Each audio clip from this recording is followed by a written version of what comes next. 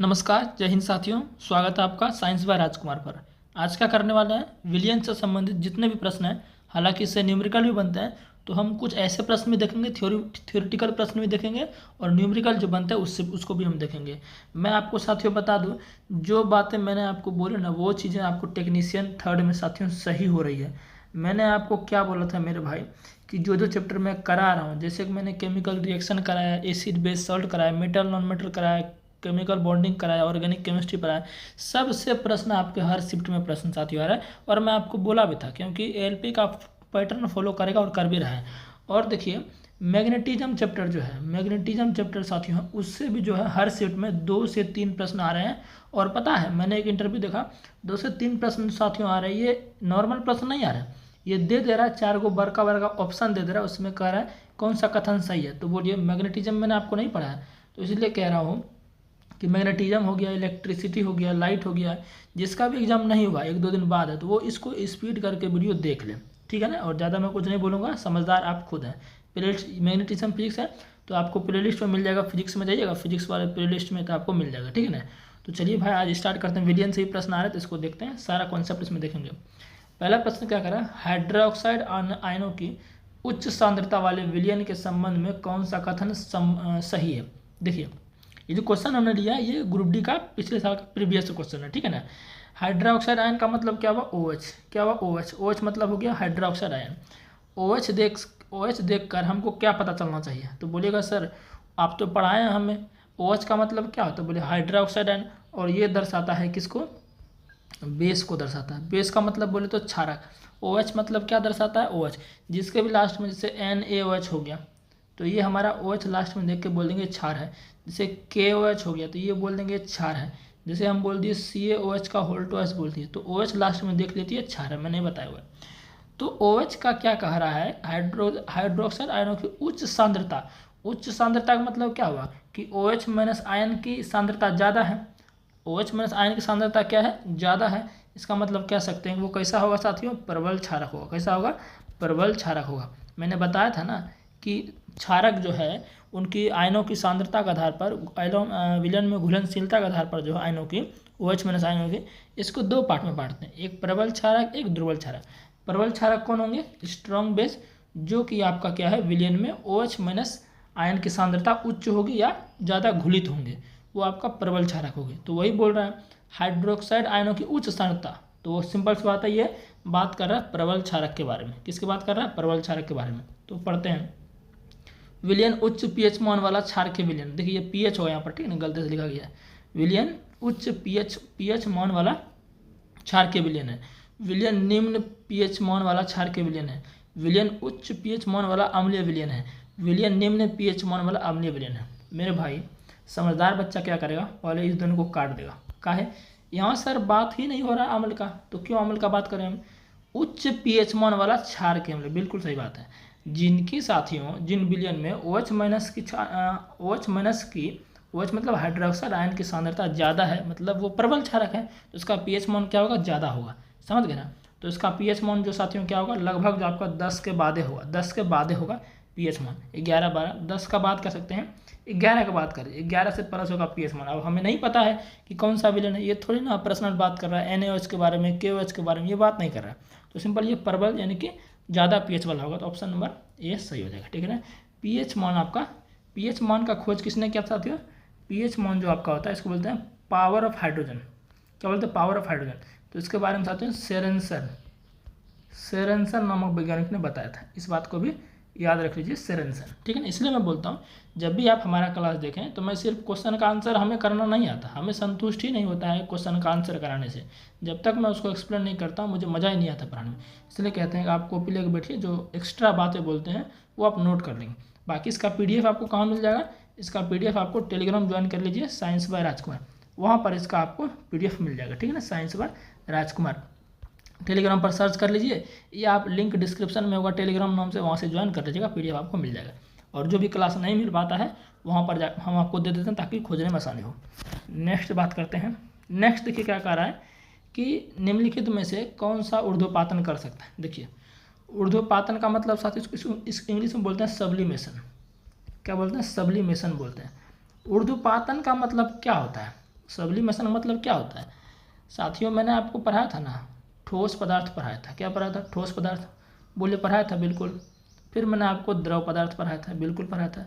फिर मैंने आपको गैसीय पदार्थ के बारे में पढ़ाया था। ये तीन जो पदार्थ की अवस्था है, ये तीनों साथियों मैंने आपको क्या है पढ़ाया हुआ। पढ़ाया कि नहीं पढ़ाया? बोलिएगा सर बिल्कुल पढ़ाया। अब मेरा मान चलिए, मेरा मानवा ठोस को अब जो है ना द्रव में बदल देते हैं। ठोस को क्या कर सकते हैं? द्रव में बदल देते हैं। फिर मेरा मानना है द्रव को चलो गैस में बदल देते हैं। तो यानी कि अवस्था में परिवर्तन कर रहे हैं। तो अवस्था में परिवर्तन साथियों कैसे कर सकते हैं? या तो दाब देकर या तो तापमान देकर, या तो दाब देकर या तो तापमान देकर। तो ठोस को अगर हम द्रव में दे दें, ठोस को अगर द्रव में बदल दें तो हमें ऊष्मा देना पड़ेगा, हीट देना पड़ेगा। तो उस प्रक्रिया के साथियों हम कहेंगे गलन। क्या कहेंगे? गलन प्रक्रिया कहेंगे। समझ गए ना? अगर मेरा मान हो कि ना द्रव को अब हम गैस में बदल दें, तो यानी अवस्था चेंज कर रहे हैं, तो यहाँ पर भी हमको क्या देना पड़ेगा? ऊष्मा देना पड़ेगा। तो द्रव को अगर हम गैस में बदल दें तो क्या ये प्रक्रिया क्या कहलाएगी? ये साथियों प्रक्रिया आपकी कहलाती है, ये प्रक्रिया कहलाती है वाष्पीकरण। क्या कहलाती है? वाष्पीकरण। यहाँ लिख लीजिएगा, संपूर्ण लिख, क्या कहलाती है? वाष्पीकरण। समझ गए ना? अच्छा, अगर हम उल्टा करें, अब हमारा मान है कि ना गैस को अब जो है ना, हम गैस को अब द्रव में बदल दें। गैस हमारे पास कोई पदार्थ है, उसको हम द्रव बदल दें। तो गैस से द्रव बदलने के लिए ये प्रक्रिया क्या कहलाती है? ये प्रक्रिया आपकी कहलाती है साथियों संघनन। लिख लीजिए इस बात को, क्या कहलाती है? संघनन कहलाती है। यहाँ पर लिख लीजिएगा संघनन से। अब मेरा मन मानना है द्रव से ठोस में जाते हैं, द्रव को क्या करते हैं? ठोस से बदल देते हैं। तो ये प्रक्रिया आपकी कहलाती है हिमांक। क्या कहलाती है? हिमांक कहलाती है। ठीक है ना?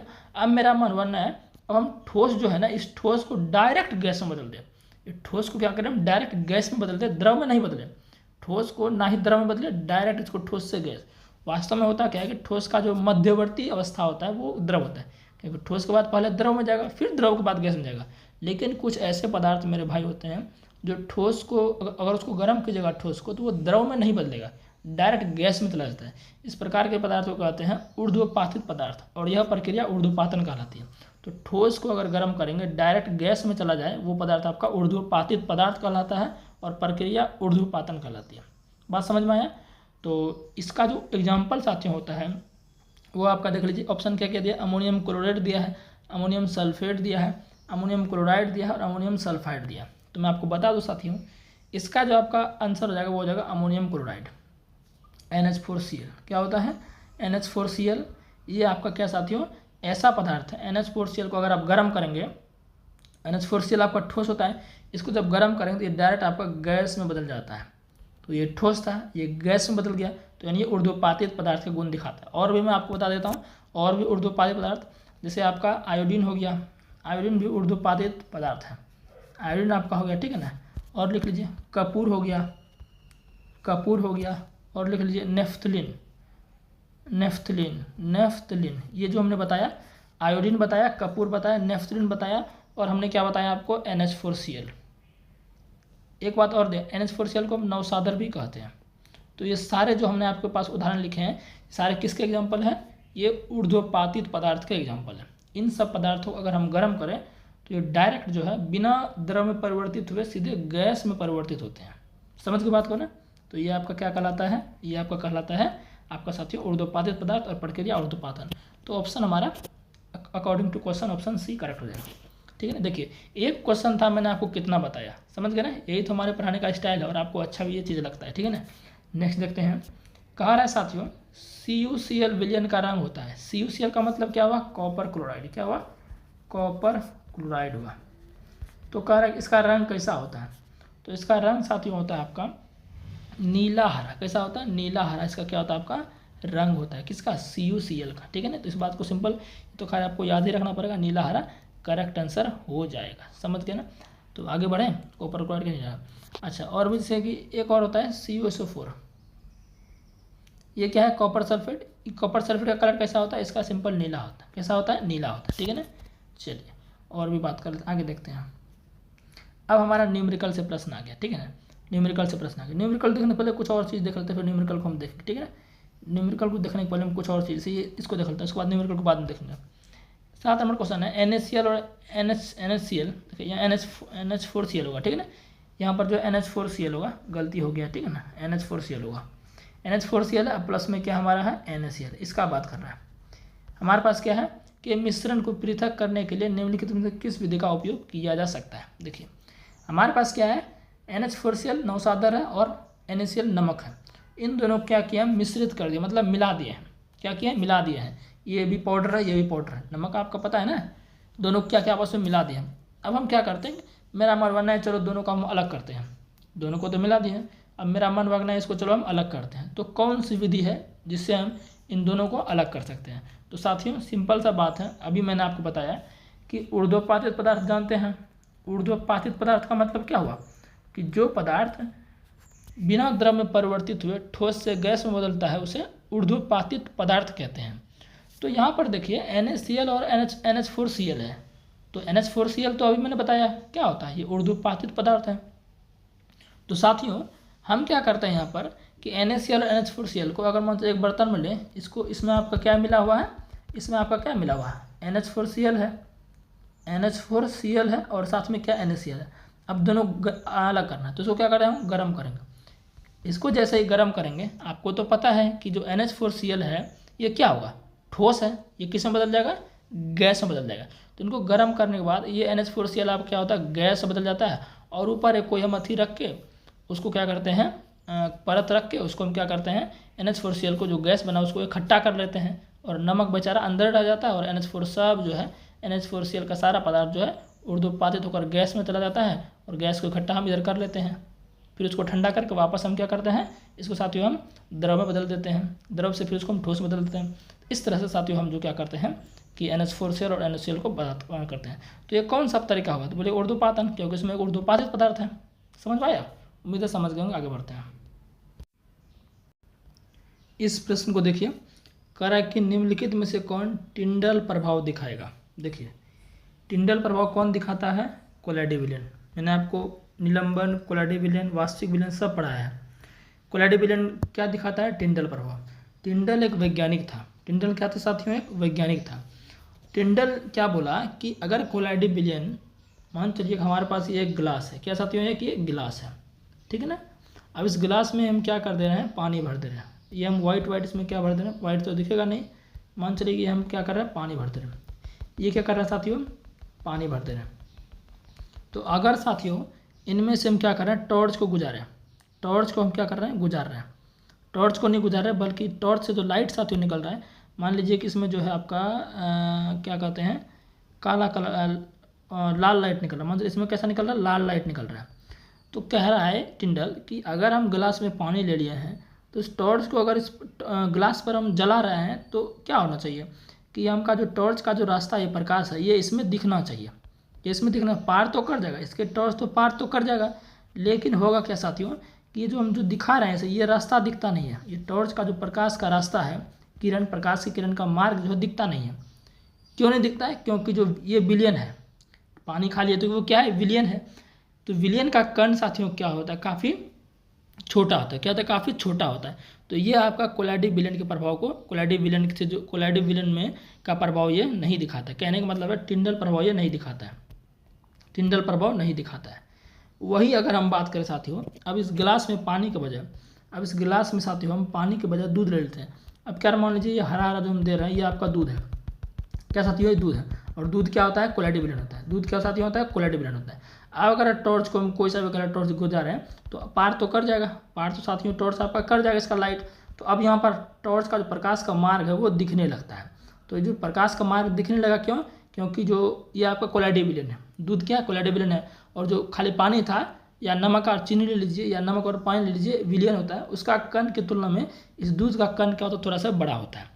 तो बड़ा होता है तो ये जो कण जो था ना, यही बड़ा कण जो था, इसी कारण क्या हुआ कि प्रकाश जो गुजारे इस पर, प्रकाश को क्या किया, थोड़ा सा बिखरा दिया, थोड़ा सा क्या किया, प्रकीर्णित कर दिया, जिससे हमारा प्रकाश का रास्ता यहाँ पर दिखने लगा। तो यह घटना कहलाती है टिंडल प्रभाव, जो कि दिखाता है दूध दिखाएगा, नमक का घोल नहीं दिखाता, स्टार्च विलयन भी नहीं दिखाएगा, CO4 का विलयन भी नहीं दिखाएगा। ये सारे वास्तविक विलयन होते हैं। ये सारे क्या होते हैं, ये तीनों जो आपको दिए गए हैं, ये तीनों क्या होंगे साथियों, ये तीनों आपके वास्तविक विलयन होंगे। और वास्तविक विलयन का कण क्या होता है, काफ़ी छोटा होता है। तो ये प्रकाश की किरणों को कैसे प्रकीर्णित करेगा, नहीं कर पाएगा। जो नहीं कर पाएगा मतलब टिंडल प्रभाव नहीं दिखाएगा, ठीक है ना। आगे बढ़ते हैं। नेक्स्ट क्वेश्चन है कि एसीटोन और जल को किस विधि द्वारा अलग किया सकता है। एसीटोन आपको पता है, जो कि हम नाखून पर लगाते हैं नैनो पॉलिश चुराने के लिए, वो नाखून होता है, एसीटोन होता है। तो एसीटोन और जल को मिला दिया है। मान लीजिए कोई हमारे पास बर्तन है, यह साथियों हमारे पास क्या है, बर्तन है। इसमें क्या किया है, मान लीजिए लाल वाला आपका, जो लाल हटा देते हैं दूसरा लेते हैं, ठीक है। मान लेते हैं कि ये पीला वाला आपका क्या है, एसीटोन है। पीला वाला आपका क्या मान लेते हैं, एसीटोन है। और इसमें क्या पानी मिला है, दोनों मिक्स है। अब इसमें हम क्या करते हैं, हरा वाला को पानी दे, ये हरा वाला आपका क्या है, पानी है। दोनों साथियों क्या है, मिक्स है, क्योंकि ये दोनों क्या होते हैं, घुलनशील द्रव होते हैं। यहाँ पर क्या हम बात कर रहे हैं, घुलनशील द्रव का बात कर रहे हैं, जो दोनों आपस में घुले हुए हैं विसरण की क्रिया द्वारा, समझ गए ना, डिफ्यूजन। तो अब हम, मेरा मन वागना है, इसको हम अलग करना है, एसीटोन को अलग करो, जल को अलग करो। तो कैसे करेंगे, तो साथियों यहाँ पर एक विधि काम में आती है, जिस विधि को हम बोलते हैं साथियों आसवन विधि। क्या बोलते हैं, आसवन विधि, डिस्टिलेशन प्रोसेस बोलते हैं। क्या बोलते हैं इसको, आसवन विधि से अलग कर सकते हैं। आसवन विधि होता है, और एक साथियों होता है प्रभाजी आसवन। क्या होता है, प्रभाजी आसवन, प्रभाजी आसवन। ये साथियों क्या है, बोलेगा ये विधि कब काम आती है, आसवन विधि और प्रभाजी आसवन विधि कब काम आती है, जब दो घुलनशील द्रव को हमें अलग करना हो, तो हम किसका उपयोग करेंगे, आसवन विधि का या प्रभाजी आसवन विधि का। अब आसवन विधि का कौन से घुलनशील द्रव में करेंगे, कौन से दो घुलनशील द्रव में करेंगे, और प्रभाजी आसवन का कौन से दो घुलनशील द्रव में करेंगे, इसको हम देखते हैं। देखिए आसवन विधि का, ये कॉपी में लिख लीजिए, अब इसको मिटा देते हैं, ठीक है, मिटा देते हैं। आसवन विधि का साथियों हम जो है आसवन विधि का उपयोग करेंगे जब दो घुलनशील द्रवों के बीच क्वथनांक का अंतर, किसका अंतर, क्वथनांक का अंतर था। तो इस पॉइंट को लिख लीजिए। हालांकि सब थ्योरी में पढ़वे करेंगे, लेकिन फिर भी अभी रिवीजन हो रहा है, तो एक तरह से प्रैक्टिस हो रहा है टेक्नीशियन के लिए, तो सुन लीजिए। जब दो घुलनशील द्रवों क्वथनांक के बीच का अंतर साथियों 25 केल्विन से अधिक हो, 25 केल्विन से क्या हो, अधिक हो। तो अगर दो घुलनशील द्रव है, उनके बीच क्वथनांक का अंतर 25 केल्विन से अधिक है, तो उन दोनों को अलग करने के लिए किसका यूज करेंगे, आसवन विधि का यूज करेंगे। समझ गए ना। अगर दो घुलनशील द्रव है, उसके बीच क्वथनांक का अंतर जो है 25 केल्विन से कम है, क्वथनांक जो है उसका क्या है, 25 केल्विन से कम है, तो हम किसका यूज करेंगे, तो हम प्रभाजी आसवन का यूज करेंगे। बात समझ में आया, ये पॉइंट समझ गए ना। तो अब हम देखते हैं क्वेश्चन के अनुसार एसीटोन और जल को अलग करना है। तो मैं साथियों बता देता हूँ कि एसीटोन का जो क्वथनांक साथियों होता है वो होता है 56 डिग्री सेल्सियस। कितना होता है, 56 डिग्री सेल्सियस। लेकिन यह बात केल्विन में हो रहा है, तो उसको केल्विन में बदल लीजिए, केल्विन में बदल लीजिए। अब सेल्सियस को केल्विन में बदलने से क्या करते हैं, 273 जोड़ देते हैं। तो इसमें 273, 56 में 273 जोड़ने कितना हो जाएगा, 273 में 56 जोड़ेंगे 3 6 9 7 5 3 6 9 हो गया, 7 5 12 2 1 3, तो कितना हो गया 329 हो गया, यानी कि 329 हो गया। तो यानी कि एसीटोन का क्वथनांक कितना हो गया, 329 केल्विन हो गया, ठीक है। अब पानी है, पानी क्वथनांक कितना होता है, 100 डिग्री सेल्सियस होता है। तो केल्विन में देख लेते हैं, तो इसमें 273 जोड़ दीजिए, कितना होगा 373 हो जाएगा। अब 373 में 329 घटाइए, कितना हो गया, 13 में हो गया 4, 6 में 2 गया 4, और खत्म। यानी कि 44 केल्विन का, कितना का, 44 केल्विन का।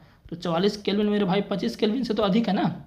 44 केल्विन क्या है, 25 केल्विन से क्या है, अधिक है।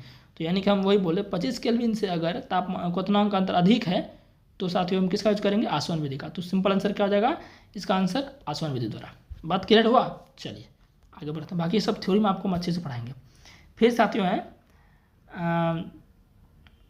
नेक्स्ट, हाँ, ये क्वेश्चन नंबर 10 जो है, इस क्वेश्चन नंबर 10 का आंसर आपको कमेंट में करना है। क्या करना, कमेंट में करना। अभी क्वेश्चन खत्म हुआ नहीं है, क्वेश्चन अभी खत्म हुआ नहीं, अभी क्वेश्चन खत्म हुआ क्या, अभी जो आपका यहाँ न्यूमेरिकल मिला। तो क्वेश्चन 10 नंबर आप जो है कमेंट में कर दीजिएगा, आपका इंतजार रहेगा कौन कौन कमेंट करता है। बाकी अब हम चलते हैं इधर न्यूमेरिकल की तरफ। इधर देखिए न्यूमेरिकल करते हैं। 1 बिलियन में पानी की 320 ग्राम मात्रा में 47 ग्राम की मात्रा है।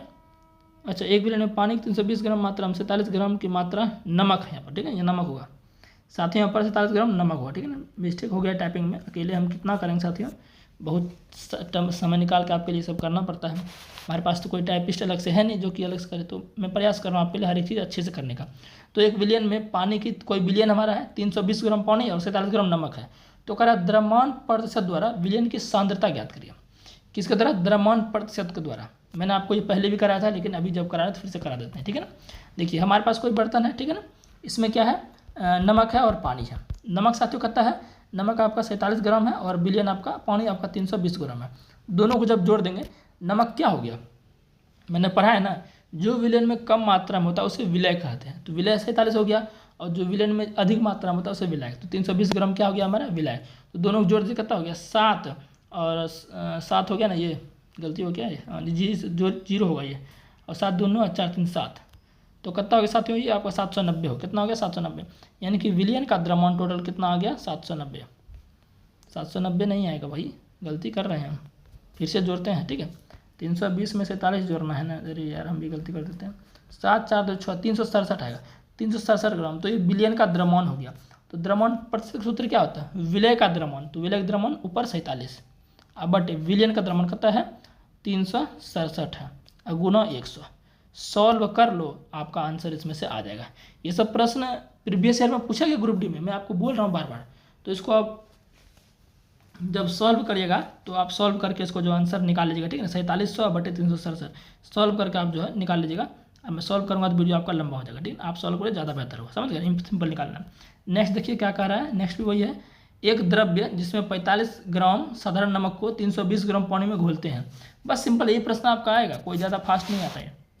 इसमें क्या है, 45 ग्राम आपका साथियों क्या है, ये आपका नमक है, यानी कह सकते हैं विलय। क्या बोल सकते हैं? विलय। क्या है? विलय है। और साथियों आपका क्या है, विलियन, सॉरी विलायक कितना है? विलायक साथियों आपका है, विलायक कितना है? 320 ग्राम में। तो विलियन कितना हो जाएगा? 320 में 45 जोड़ दीजिए, तो विलियन का द्रव्यमान साथियों हो जाएगा 320 45 कितना हो जाएगा? 365। तो बोल दीजिएगा कि विलियन का द्रव्यमान साथियों कितना हो गया? विलियन हम सॉल्यूशन लिख देते हैं। सॉल्यूशन मतलब क्या होता है? विलियन होता है। तो सॉल्यूशन का द्रव्यमान साथियों हो गया 365 ग्राम हो गया, समझ गए ना।